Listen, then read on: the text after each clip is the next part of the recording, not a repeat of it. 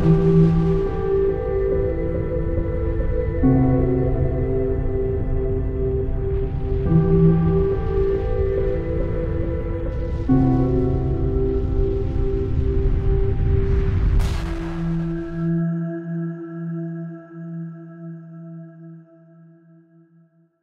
les amis, nous sommes le samedi 1er août 2020 et bonne fête aux Suisses, c'est la fête nationale suisse aujourd'hui.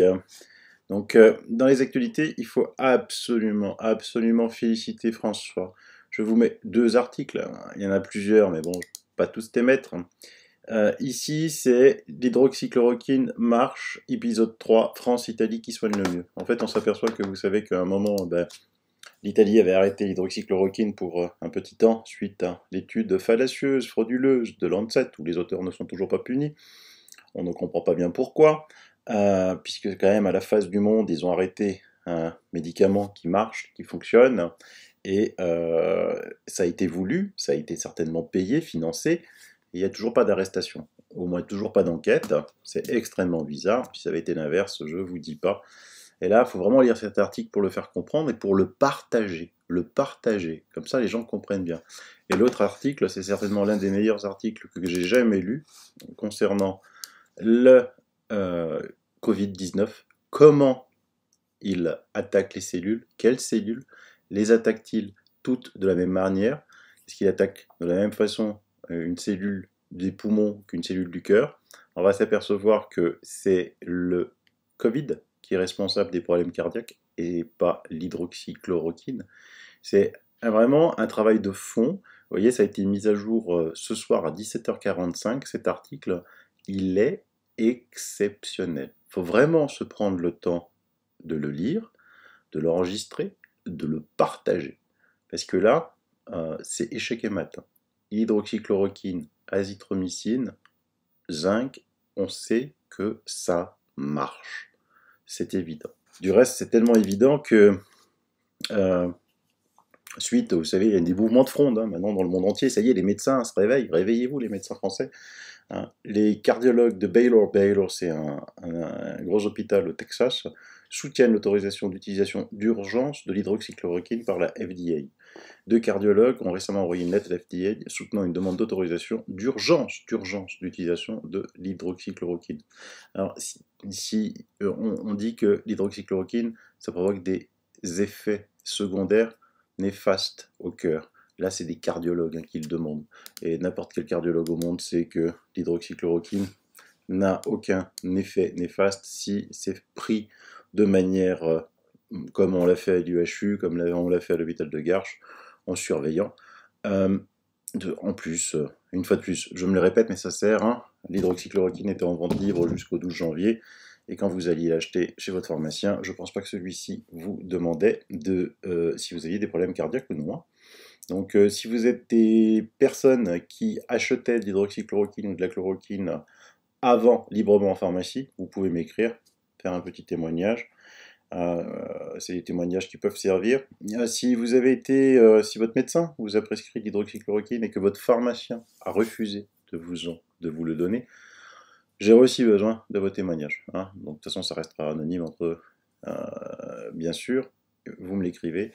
Et maintenant, la démonstration que aux États-Unis, il y a un président qui est plein de bon sens, ça dure 1 minute. Écoutez. Doctors think it is extremely successful. The hydroxychloroquine, coupled with the zinc and perhaps the zithromycin. But many doctors think it's extremely good, and some people don't. Some people, I think it's become very political. I happen to believe in it. I would take it. As you know, I took it for a 14-day period, and I'm here, right? I'm here. I happen to think it works in the early stages. I think frontline medical people believe that too, many. And so we'll take a look at it. But the one thing we know, it's been out for a long time, that particular formula, and that's essentially what it is, the pill. And it's been for malaria, lupus, and other things. It's safe. It doesn't cause problems. I had no problem. I had absolutely no problem. Felt no different. Didn't feel good, bad, or indifferent. And I tested, as you know. it didn't get me, and it's not going to hopefully hurt anybody. So. Plein de bon sens, n'est-ce pas? On aimerait avoir un président comme lui. Du reste, en parlant de Trump, juste faire une petite parenthèse, parce que j'ai appris que Trump avait dit qu'il allait interdire le réseau de TikTok. Vous savez que le réseau de TikTok est surtout utilisé par les adolescents, voire les jeunes enfants, et qui voulait l'interdire aux États-Unis. Évidemment, comme d'habitude, les médias français ne comprennent strictement rien, pensent que c'est une crise de nerfs. J'ai lu certains commentaires, il ferait mieux de s'occuper du Covid plutôt que de TikTok. Bon, ce qu'ils ne savent pas, c'est que lui, il poursuit la traite des humains et il poursuit les pédophiles. Je vous l'ai déjà dit, Trump poursuit et démantèle les réseaux de pédophiles. Et TikTok, il faut faire très attention, hein, parce qu'il y a le dark TikTok et on peut y accéder assez aisément dans le dark TikTok par un groupe qui est sur TikTok. C'est Turning the Tree, un truc tourné autour des arbres, vous le trouverez facilement. Donc faites attention, hein, si vos enfants utilisent TikTok, qu'ils ne aillent surtout pas dans ce groupe et qu'ils ne vont pas dans le dark TikTok. Hein. Autant il y a le dark web, il y a aussi le dark TikTok. Et c'est ça que Trump veut chasser et supprimer. C'est pas pour s'attaquer au réseau social TikTok qui dit que ça menace les affaires de l'État. Les réseaux sociaux ne peuvent pas menacer les affaires de l'État. N'importe qui, ayant un petit peu de jugeote, le comprendra. Mais bon, trouver des journalistes avec jugeote, ça devient de plus en plus difficile. Pendant ce temps-là, bah tiens, finalement, des mois et des mois après, LCI est obligé à faire Epstein, Bill Clinton accusé d'avoir séjourné sur l'île privée du financier pédocriminel. Ah ouais, non mais ça y est, la presse mainstream, avec 6 ans de retard, arrive. Aujourd'hui, c'était aussi, je vous l'avais dit, le grand rassemblement à Berlin. Les gens sont venus de partout, d'Italie, de Suisse, de partout à Berlin. Dans les médias mainstream, on parle de quelques milliers de personnes. Certains annoncent le chiffre de 15 000. Je vais vous mettre une vidéo, vous allez voir un petit peu, je vous mets quelques images là, je vous mets dans les liens une vidéo. C'est arrivé de partout et je peux vous dire qu'il y en avait du monde. Alors évidemment, les organisateurs, certains annoncent entre 800 000 et 1 million. Les forces de l'ordre annoncent 15 000. Vous savez comment ça se passe dans ces cas-là. Hein. Bah, vous faites 15 000 plus 1 million. Bah, vous trouvez, ils y sont arrivés aux 500 000. Hein, je peux vous le dire, largement. Bravo. Bravo Berlin, bravo les Allemands. Chez nous, l'OMS prédit que la pandémie sera longue, très très longue. Voilà. Alors pourquoi l'OMS prédit ça? Parce que comme l'OMS est payé par la fondation Bill et Melinda Gates, hein, il y a même des salaires de certaines personnes qui travaillent à l'OMS, qui n'ont pas un bulletin de salaire. OMS, ils ont un bulletin de salaire Bill et Melinda Gates, et que vous savez que Bill et Melinda Gates, qu'est-ce qu'ils attendent? Eux, c'est de se mettre des milliards dans les poches pour le vaccin. D'ailleurs, à ce titre, en parlant de vaccin, sachez que vous allez être des cobayes. Alors vous avez entendu depuis le mois de février que on ne veut pas donner l'hydroxychloroquine qui marche parce qu'il peut y avoir des effets sur le coeur. Hein, ouais, bien sûr, bien sûr. Donc, on vous avait entendu parler depuis 6 mois d'études randomisées, placebo, double aveugle, tout ça, pour vous faire croire qu'ils font attention à vous. Je vais vous montrer maintenant comment ils font attention à vous. AstraZeneca, un des leader mondial de la Big Pharma, sera exempté des réclamations à responsabilité civile contre le coronavirus dans la plupart des pays. AstraZeneca s'est vu accorder une protection contre les futures réclamations en responsabilité du fait des produits liés à son vaccin Covid-19 prometteur, il rajoute le mot prometteur, par la plupart des pays avec lesquels elle a conclu des accords d'approvisionnement, a déclaré un cadre supérieur à Reuters. C'est une situation unique où nous, en tant qu'entreprise, ne pouvons tout simplement pas prendre le risque si dans 4 ans, le vaccin montre des effets secondaires, a déclaré un membre de la direction. Dans les contrats que nous avons en place, nous demandons une indemnisation pour la plupart des pays. Il est acceptable de prendre le risque sur leurs propres épaules, parce que c'est dans leur intérêt national. Donc voilà. Donc comment Big Pharma empoche les sous, les vaccins, des milliards, et puis dit, voilà, par contre les effets secondaires, vous les gérez. Ben, c'est normal, hein, je vous rappelle qu'aux États-Unis, il y a 4,5 milliards de dollars d'indemnités versées aux effets secondaires des vaccins, voire des morts des vaccins. 4,5 milliards de dollars. Et le chiffre continue à augmenter. Ça, je vous en ai déjà parlé dans plusieurs émissions. En France, les vaccins sont safe. On ne discute pas des vaccins. Tu tais-toi et vaccine-toi. Aux États-Unis, 4,5 milliards de dollars. Donc ils ne sont pas si safe que ça. Donc si ils ont été à 4,5 milliards de dollars, vous imaginez sur une vaccination massive comme ils s'attendent sur 7,1 milliards d'individus, combien d'indemnités ils devraient donner. Réfléchissez-y, hein. Est-ce que vous trouvez, voilà, vous dites, est-ce que vous trouvez normal que on a tant embêté le professeur Raoult, qui est quand même l'infectiologue numéro 1 au monde, hein, parce qu'il n'a pas fait les essais randomisés, placebo, double aveugle. Non, lui, il a préféré sauver les gens plutôt que faire des essais pendant 6 mois. Du reste, ils sont où, là, toutes les études qu'on vous avait annoncées depuis le mois de mars? On est en août, là. On attend les résultats des essais. Ah, on attend les résultats des essais. Bah, ils sont où? On les attend, ouais, mais ils sont où? Ça donne quoi? Et du reste, ils soignent comment, les gens? Et continuent à les laisser mourir? Posez-vous ces bonnes questions. Voilà, regardez les taux de mortalité à l'UHU de Marseille, à Garches, chez le professeur Perrotte. Et dites-vous pourquoi il y a une telle différence. Hein. C'est juste une question de bon sens. Hein. C'est pas une question je suis fan d'eux, je suis fan d'eux. Il suffit de constater, d'ouvrir ses yeux, autrement que par les médias que les gens ont l'habitude d'écouter et qui sont financés par Big Pharma. Mais ça, c'est juste pour réveiller les gens, hein, parce que eux savent ce qu'ils font. Ils savent ce qu'ils font. Vous allez voir que là maintenant ça recommence. Véran a donné l'autorisation au préfet de porter les masques en pleine rue. Donc certains préfets, maintenant il y a déjà des maires un peu gogol qui disent ouais moi je veux que les gens portent des masques dans les rues. Heureusement on a nos amis nordiques, là il y a les Hollandais, mais il y a aussi les Suédois, les Danois qui disent non mais attendez, il n'y a aucune preuve de l'efficacité d'un masque, hein. Donc eux vivent librement en plein air, y compris dans les magasins. Je vous rappelle que dans beaucoup de pays, des discothèques sont ouverts. Donc il faut faire vraiment, il y a un distinguo énorme, il faut vraiment que les gens se réveillent, quoi. Eux, ils continuent le virus de la peur. Du reste, ils veulent vacciner. Mais vous connaissez, vous, le taux d'efficacité du meilleur des vaccins? Quand vous entendez chaque année, quand il y a le vaccin contre la grippe, vous entendez, ah, cette année à 40%, ah, cette année on a réussi, c'était à 70%. Et ouais, là, une information qu'ils essayent de vous cacher aussi, hein. La moitié des personnes jamais infectées par le coronavirus posséderaient une immunité préexistante. Il s'agit d'une étude particulièrement intrigante, publiée dans la célèbre revue Nature, c'est quand même la revue numéro 1 au monde, hein. Celle-ci révèle la présence de cellules immunitaires dirigées contre le nouveau coronavirus chez la totalité des patients atteints de Covid-19 étudiés, mais également chez plus de 50% des personnes n'ayant jamais été infectées. Donc voilà, montrer cette étude. Hein, c'est les fameux lymphocytes T. Je vous avais fait une émission sur les mystérieuses cellules T. Ouais, montrer cette étude,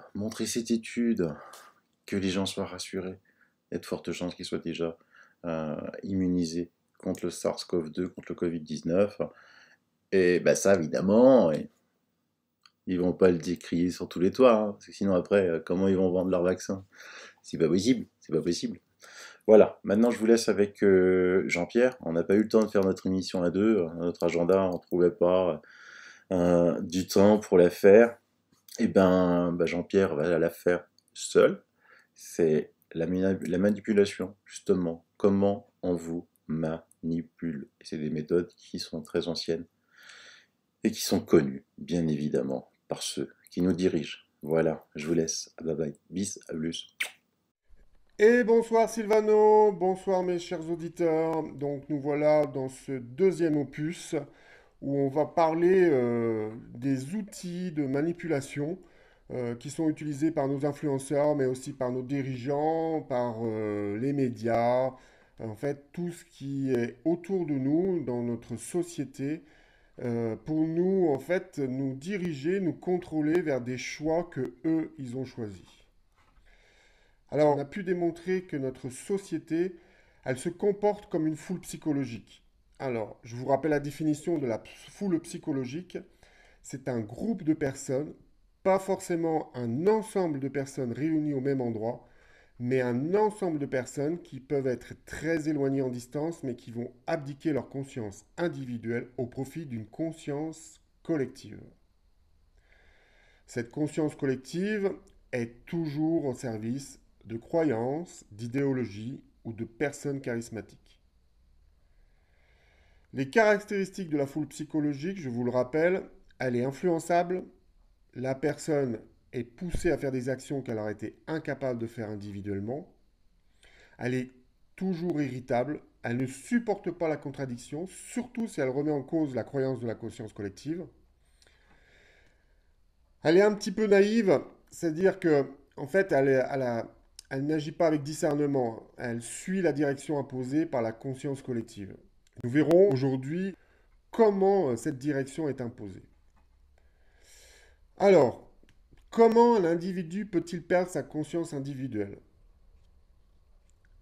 Si on veut faire perdre cette conscience individuelle, nous disposons de 3 leviers permettant d'isoler la personne. Alors, comment un individu peut-il perdre sa conscience individuelle au profit de cette conscience collective? Déjà, la première chose, il faut l'isoler. Une personne isolée est toujours plus influençable que 2 ou 3 personnes. Pour l'isoler et lui faire perdre cette conscience individuelle, nous pouvons disposer de 3 leviers. Le premier levier, c'est l'argent. L'argent, ça donne le pouvoir et vous le savez tous, avec l'argent, on peut manipuler, avoir une influence sur quelqu'un. Le deuxième levier de contrôle, c'est le partage de l'information. C'est les médias. C'est celui qui contrôle les médias, en fait, contrôle ceux qui regardent le média. Et le troisième levier, c'est ce que j'ai appelé dans mon premier opus, ce qui amène au comportement de servitude volontaire. C'est des lois, en fait, qui arbitrent notre liberté. Le troisième levier, en fait, c'est un levier qui est issu des 2 autres. C'est un levier qui nous laisse dans un comportement de servitude volontaire. En fait, c'est l'aménagement de lois qui arbitre notre liberté. Ce fameux libre arbitre. Comme exemple, oh madame, vous avez le choix d'aller où vous voulez, n'importe quelle destination, mais il faudra porter un masque, il faudra que votre carnet de vaccination soit en règle et que votre compte en banque soit crédité. Cette servitude volontaire a été imposée à notre insu, par une parfaite connaissance de nos biais cognitifs. En manipulant nos comportements, ils sont arrivés à nous dissimuler en fait leur intimité, surtout de la part des gouvernants par exemple. Ainsi, le peuple s'auto-soumet au pouvoir en place par simple habitude, par récurrence historique. Croyant être libres de leur choix, en fait, ils ont été imposés dans leur choix. C'est vrai qu'il faut arrêter de revendiquer cette liberté égotique au détriment de son voisin. C'est ce que nous impose le libre arbitre. Essayons plutôt de vivre avec son prochain, sans contrainte, cette libre pensée, et réjouissons-nous d'avoir une personne qui peut nous écouter. Vous pensez toujours être libre de vos choix, et pourtant nous sommes tous conditionnés depuis notre plus jeune âge. Je vous mets en lien une petite vidéo de YouTube. Les scientifiques ont démontré que notre cerveau prend des décisions bien avant que nous en ayons conscience. À votre avis, croyez-vous que depuis des décennies, les scientifiques n'ont pas étudié comment influencer les décisions prises par notre cerveau? Ça fait bien longtemps qu'ils ont mis en place des outils de programmation. Ces outils de programmation, ils utilisent nos failles, les failles émotionnelles, nos failles cognitives, tout ça pour incepter, pour induire vraiment une réponse émotionnelle que eux, ils ont choisie. Mais pourquoi? C'est simple. Ça permet la cristallisation de notre conscience individuelle. Bien sûr, au profit d'une conscience programmée à l'avance et contrôlable. Notre conscience individuelle est très riche. Elle a énormément d'émotions. Si on peut la cristalliser et réduire les émotions à 2 émotions, la colère, la joie, en fait, ça nous rend statistiquement viable. Ça nous rend, on peut randomiser notre conscience, on peut nous étudier et surtout on peut nous reproduire notre comportement. Et pourquoi? Afin de nous rendre consommables, ou plutôt devenir un produit consommable qui doit s'avérer rentable pour le système. On y reviendra plus amplement dans les prochaines émissions. On a tous appris à l'école, quand on prend une décision, il nous vient une idée intuitive. C'est ce qu'on appelle la pensée rapide. Puis on va faire l'effort de vérifier ce que le système 1 nous suggère, la pensée rapide. Ça va être vérifié par le système 2, la pensée lente. La manipulation de l'information va utiliser ce qu'on appelle des biais cognitifs. C'est cette fameuse faille émotionnelle qu'utilisent nos influenceurs pour uniquement solliciter la pensée rapide, intuitive, au détriment de la pensée lente et rationnelle.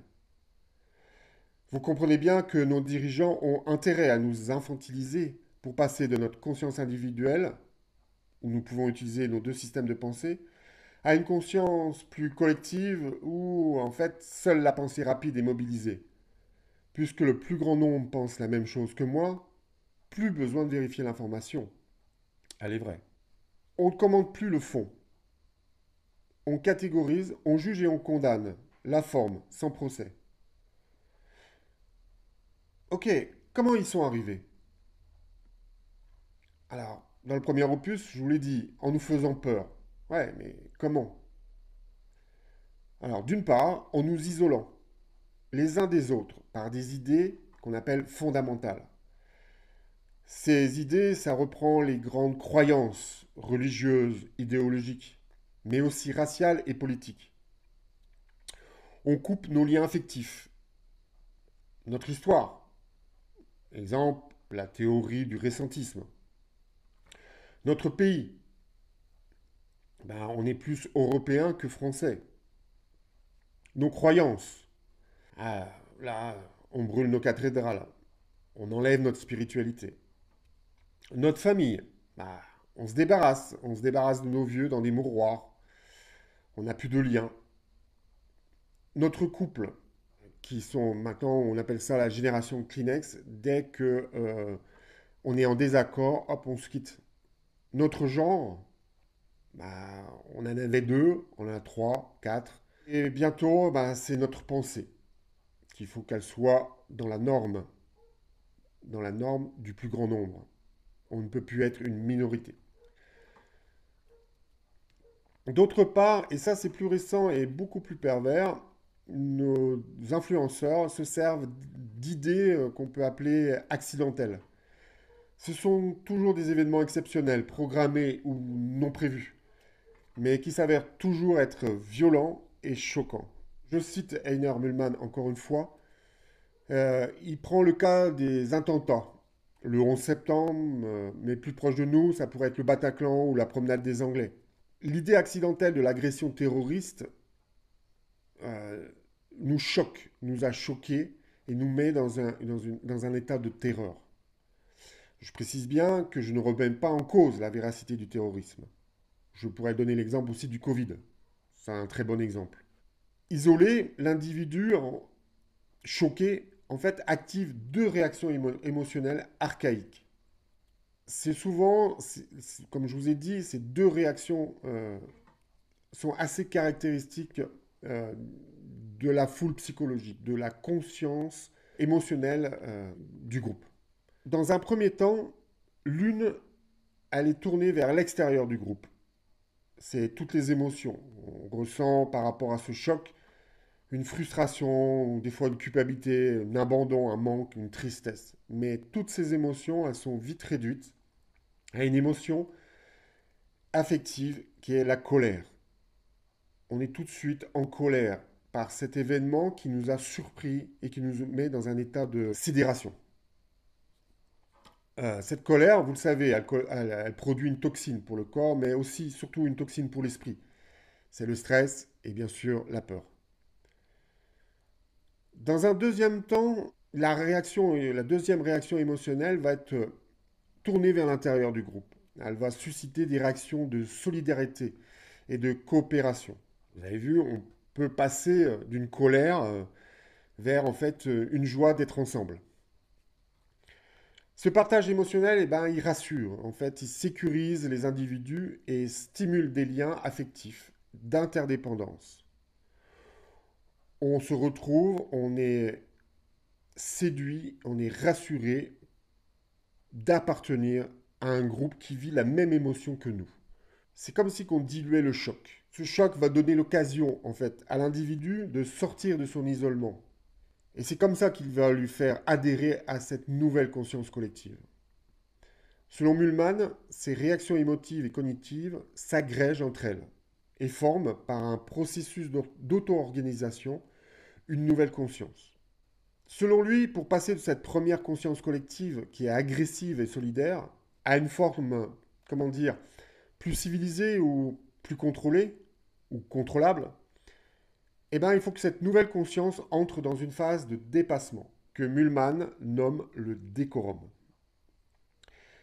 Quelque chose comme la mise en forme symbolique des règles, une mise en forme des règles collectives, traduites par des lois, mais ça pourrait être aussi des rituels, un langage ou une légitimisation du pouvoir. La symbolique du décorum est toujours apaisante, dans la mesure où en fait elle sécurise les membres du groupe et les protège des dangers extérieurs. On le voit très bien.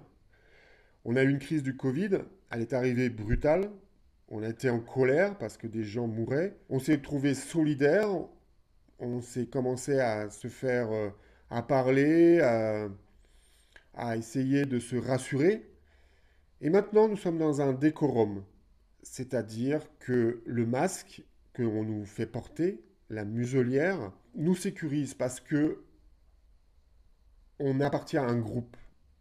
On appartient à un groupe qui va lutter contre le Covid. Et on se protège des dangers extérieurs. Ça s'appelle la distanciation sociale. On nous libère de notre isolement, mais on nous enferme dans une cellule encore pire. En fait, on nous a sortis de cet isolement, mais c'est pour mieux nous replonger encore dans un autre isolement bien plus restrictif. Nous allons maintenant aborder les outils. Alors, ces fameux outils qui vont manipuler cette foule, ce groupe, cette conscience collective. Ces outils sont utilisés par nos dirigeants, nos influenceurs, nos politiques, mais ça peut être aussi par les chercheurs de vérité et aussi les débunkers. Tout le monde, on a tous compris que si on déconnecte la pensée lente, celle qui permet un discernement, permet de vérifier l'information, en fait, ils ont compris qu'en déconnectant la pensée lente, l'information sera prise instinctivement. Elle sera juste stimulée par une information émotionnelle qui sera prémâchée. Alors, pour vous donner des exemples, je vais commencer par les pouvoirs publics. Comme ça, on va commencer par nos dirigeants. Ils utilisent des sophismes qui permettent de manipuler notre raisonnement. Alors, en fait, c'est très simple, hein. Si on veut imposer une idée à un individu, on doit lui imposer la loi de cette conscience collective qui est altérée, bien sûr. Si on s'attaque à la croyance, on peut imposer sa loi. Ça me rappelle une petite anecdote. À l'armée, j'avais en possession un bac, plus, et les gradés en fait, les gradés étaient toujours sur moi et ils me répétaient sans cesse: Caporal chef, ici on ne réfléchit pas, on ne croit pas, on obéit aux ordres. Votre cerveau, vous le laissez dans votre vestiaire. Ici, c'est moi Dieu et il faut m'obéir. Ce qui était très rigolo, c'est que j'étais dans l'armée de terre et sur mon petite écution, c'était ne pas subir. Alors, la croyance. Cette croyance inquiète les pouvoirs publics. La fondatrice du CPDSI, le Centre de prévention de dérives sectaires liées à l'islam, Madame Bouzard, elle a fait un raccourci conscient ou inconscient. Elle dit: c'est la théorie du complot qui est la plaque tournante de l'embrigadement des jeunes. Cette anthropologue du fait religieux, elle témoigne. Elle dit: je travaille auprès des embrigadés qui ont cherché à partir en Syrie. Et tous sont passés par la théorie du complot. Là, on peut s'arrêter sur la forme un instant, parce qu'elle cumule des erreurs logiques, des arguments réservés, et souvent utilisés par les débunkers à l'encontre des complotistes, et souvent vice-versa. Ces erreurs logiques, on les appelle des sophismes, ces sophismes fallacieux. Elle a utilisé la généralisation abusive. La généralisation abusive, c'est prendre un échantillon trop petit et en tirer une conclusion générale. Tu regardes Silvano Trotta, tu es un conspirationniste, attention, tu finiras en Syrie. Et il y en a d'autres, hein. Ils sont tous utilisés pour mieux induire en nous le doute, ou la subjectivité de l'auteur. On ne nous propose pas une information, on nous impose une nouvelle logique, qui est souvent réductrice. Un deuxième sophisme, le raisonnement panglossien. C'est raisonner à rebours, vers une cause possible parmi d'autres, vers un scénario préconçu ou vers la position que l'on souhaite prouver. C'est par exemple le cas typique. On fait une partie de boule, je lance ma boule, j'arrive près du cochonnet et je donne une pichenette du pied pour rapprocher le cochonnet de ma boule. Ou alors, je décoche une flèche et après, je dessine une cible autour. Et en fait, je donne le résultat et j'invente l'équation. Le non séquitur. Dans le sophisme non séquitur, qui ne suit pas les prémices, la conclusion est tirée de deux prémices qui ne sont pas logiquement reliées, même si elles peuvent être vraies indépendamment l'une de l'autre. Crée alors l'illusion d'un raisonnement valide. Exemple, tous les consommateurs d'héroïne ont commencé par le hashish. Tu fumes du hashish, donc tu finiras héroïnomane.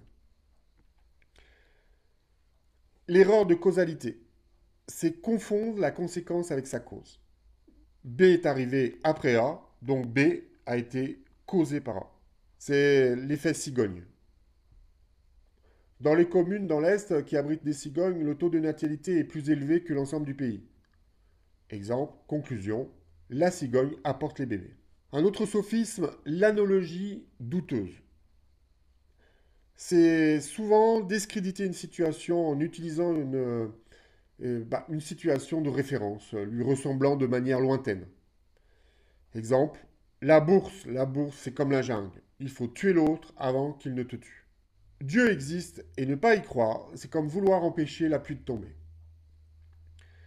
Ça peut être aussi discréditer une situation en utilisant une situation de référence qui lui ressemble de manière lointaine.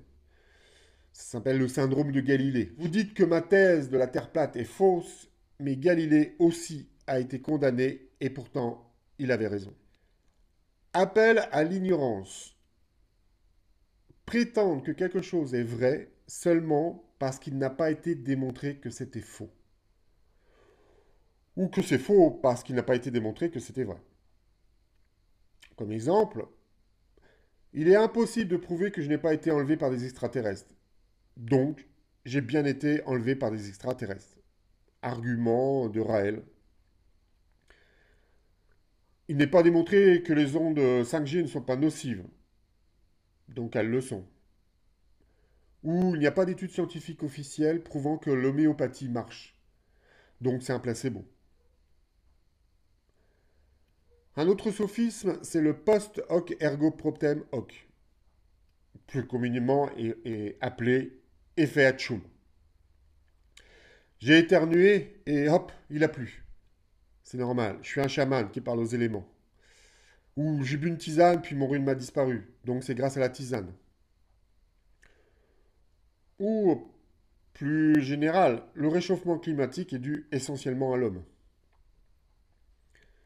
Alors, ce sophisme-là, c'est celui qui est adopté par 99% des personnes qui communiquent, qui donnent une information ou qui commentent. Ça s'appelle l'attaque personnelle ou argumentum ad hominem. C'est beaucoup plus facile d'attaquer la personne sur sa moralité ou son caractère, sa nationalité ou sa religion. Et non pas sur ses arguments. On préfère. Un exemple dans Conspirity Watch à propos de Silvano, ils mettent créateur d'une société, Silvano Trota, influent, vidéaste, conspirationniste. Ou plus méchant, le blog de Mediapart. En fait, Silvano, même s'il aime être en dehors des clous, il est davantage un manipulateur genre cybergourou qu'un délirant. Il a dû simplement s'apercevoir qu'il pouvait ainsi bonimenter des tas de gens crédules et boostiller son audimat. Moi j'appelle ça le délit de sale gueule, ou le contre-transfert de sa propre lâcheté à évoluer. On reproche toujours à l'autre d'exister, c'est le syndrome de l'érudit et de l'idiot. L'érudit... En fait, un érudit n'envie jamais l'idiot. Par contre, l'idiot dénigre systématiquement l'érudit. Parce que l'érudit comprend le livre, alors que, en fait, l'idiot, bah, il ne peut que s'arrêter aux mots. J'aime bien aussi cette phrase j'en veux à Dieu, parce qu'il laisse le diable se jouer de moi.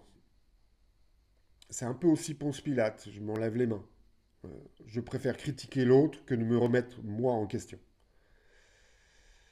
Le déshonneur par association, ça, c'est aussi assez courant. On aime comparer l'interlocuteur ou ses positions à une situation ou un personnage qui va mieux nous servir de repoussoir.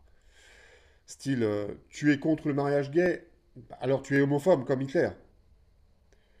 Ou encore pour Silvano, lui donner le surnom de Benito Mussolini.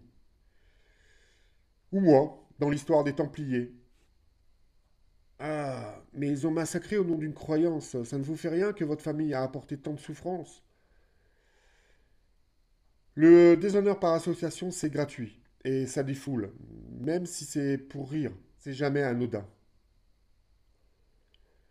La pente savonneuse, c'est faire croire que si on adopte la position de l'interlocuteur, les pires conséquences, les pires menaces sont à craindre.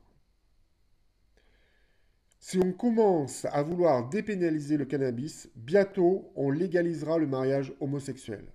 Alors, à quand la dépénalisation du viol, voire la légalisation du viol?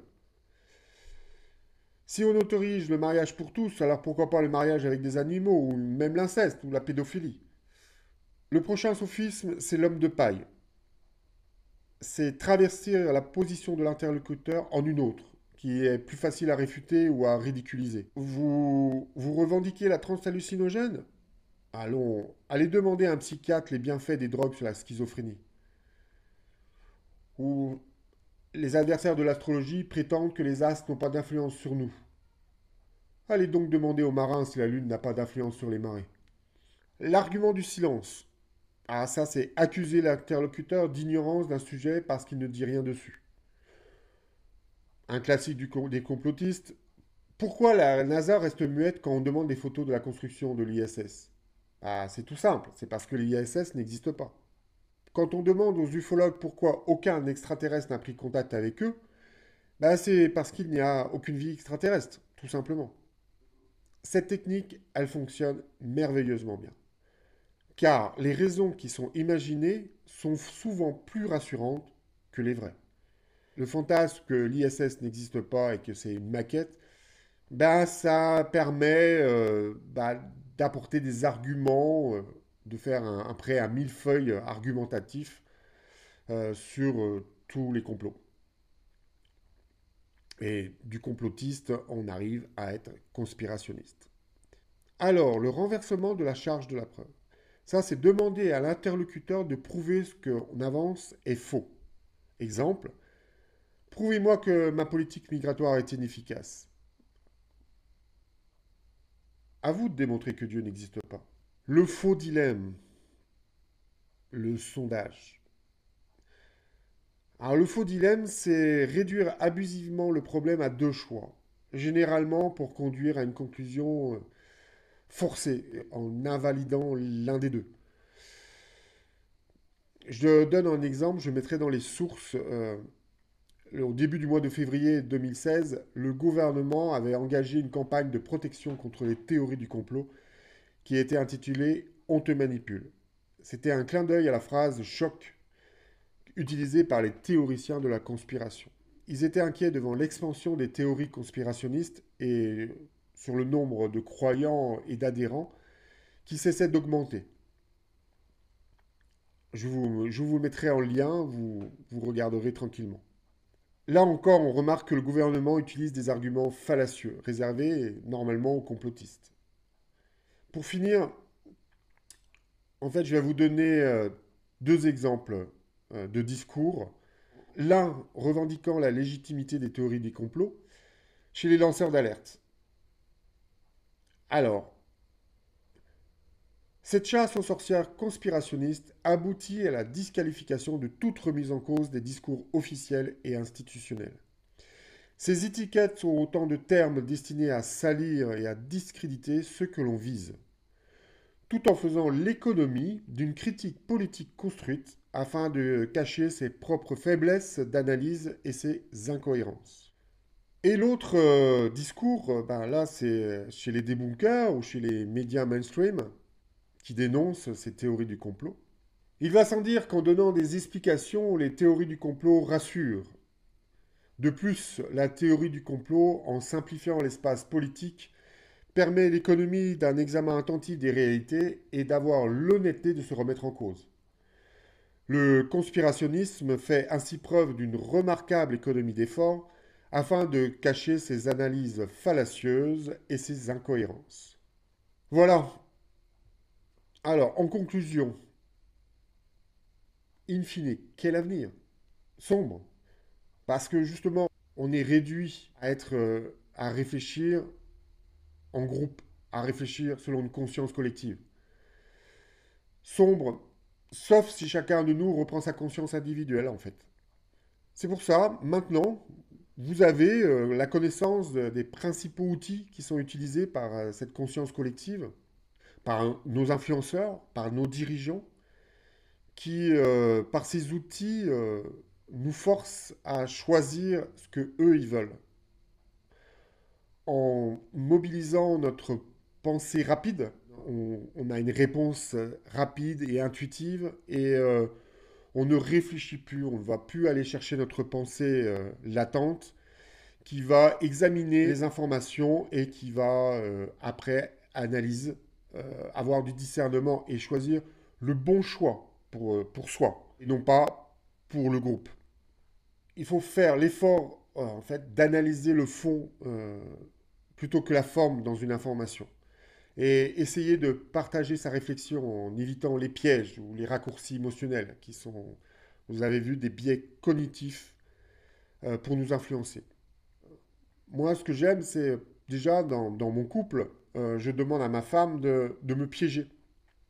Dès que j'utilise un sophisme, et j'en utilise, on est baigné dans cet égrégore émotionnel, de cette conscience collective. Il est très difficile d'être vigilant tous les jours, tout le temps de notre comportement.